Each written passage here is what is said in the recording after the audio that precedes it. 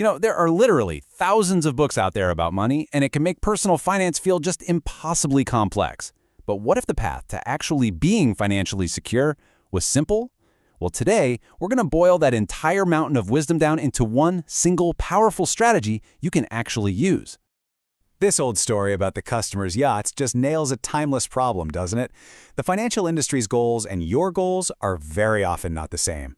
They make a great living whether you win or lose, and understanding that one fact, well, that's the key to the whole game. Okay, so if we're up against a system that isn't really designed for us to win, how in the world do we succeed? Well, the very first step is to completely change the objective. We need to stop trying to win their game and start playing what's called a loser's game. Think about amateur tennis for a second. Matches aren't won by the player who hits the most amazing, once-in-a-lifetime shots. No, they're won by the person who just makes the fewest mistakes. And investing is exactly the same. The winning strategy isn't about being a genius and picking the next big stock. It's about consistently avoiding the big, dumb, costly mistakes. What this really means is that for most of us, we just shouldn't be trying to pick individual stocks at all. And this is where those mistakes usually begin. See, your goal is simple. You want to grow your money. But the industry's goal, it's to generate fees. And it does that when you're active, when you're buying, selling, constantly churning your account. Their success often depends on your activity, which, ironically, is one of the biggest mistakes you can possibly make. So if avoiding mistakes is the key, you might think, okay, I need a super high IQ or some fancy degree to figure this all out. But you know what? The evidence shows something completely different. Financial success is not a test of how smart you are. Let me tell you about two guys. On one hand, you've got Ronald Reed. He was a janitor and a gas station attendant. He just quietly saved what little he could and patiently invested it for decades. He ended up with a fortune of over $8 million. Now, on the other hand, you have Richard Foscone, a Harvard-educated finance exec, made huge amounts of money, but he took on massive debt and went completely bankrupt. The janitor beat the Wall Street executive. Why? It had nothing to do with credentials. It was all about behavior. And that's the absolute key right there. Success with money is what you'd call a soft skill. It's about patience, it's about humility, and it's about discipline. It's all about how you behave when the markets are going crazy and, more importantly, how you behave when they're crashing down around you. All right, so if we're not trying to be the smartest person in the room and we are trying to avoid big mistakes, what's the actual plan? What do we do? Well, the good news is it's actually beautifully simple.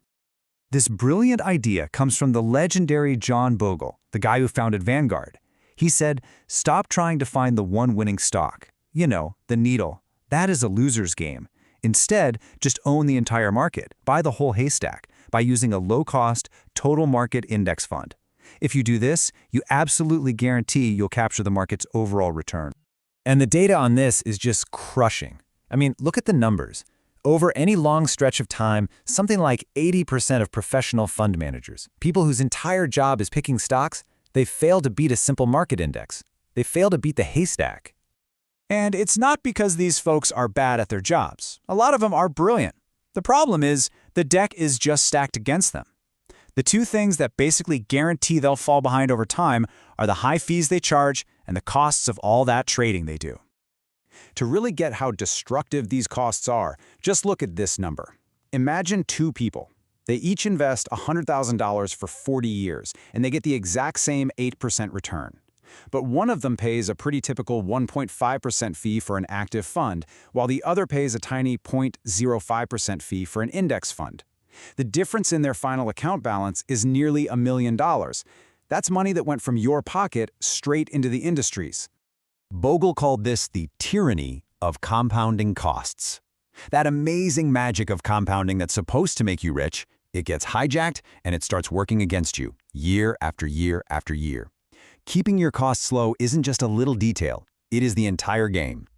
So, we've figured out the external enemy. That's the industry and its high costs. But here's the thing. There's an even more dangerous opponent in this game. And it's the person staring back at you in the mirror. I mean, if we know what to do, just buy cheap index funds and wait, then why is it so hard? Why don't more people do it? What's the real obstacle standing in our way? Well, it's our own brain. Our brains are just not wired for investing.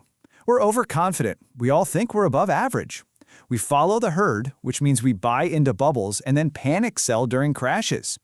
We chase returns, pouring money into whatever did great last year, which is a perfect recipe for buying high. These behaviors, they're driven by our deepest instincts of fear and greed, and they are the #1 destroyer of wealth. So, how do we fight back against our own worst instincts? We have to reframe things. Those gut-wrenching drops in the market, they aren't a fine you get for doing something wrong. No, they are the fee you pay. It's the price of admission for getting the great long-term returns that stocks offer. Once you truly accept that, you can get through it without hitting the panic button. Okay, we've looked at the problem, we've seen the flawed strategies, and we've uncovered all the psychological traps. So now, let's put it all together into a clear plan you can actually follow.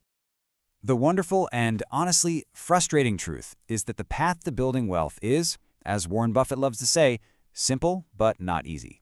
The strategy itself, it's incredibly straightforward. The hard part is just having the discipline to stick with it for the long haul. So here it is, the entire game plan on one slide.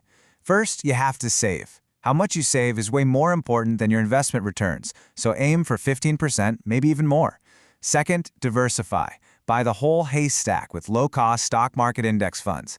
Third, automate the whole thing. Set it up so the money moves automatically. That way you take emotion and willpower right out of the equation. And finally, and this is the hardest step, be patient. Do nothing. Just let the magic of compounding do its thing for decades. And at the end of the day, what's all this really for? It's not about having a bigger house or a fancier car. The ultimate goal of building wealth is freedom. The single highest return your money will ever give you is the ability to control your own time. To wake up every single morning and say, I can do whatever I want today. That is the real prize. That's how you win this game.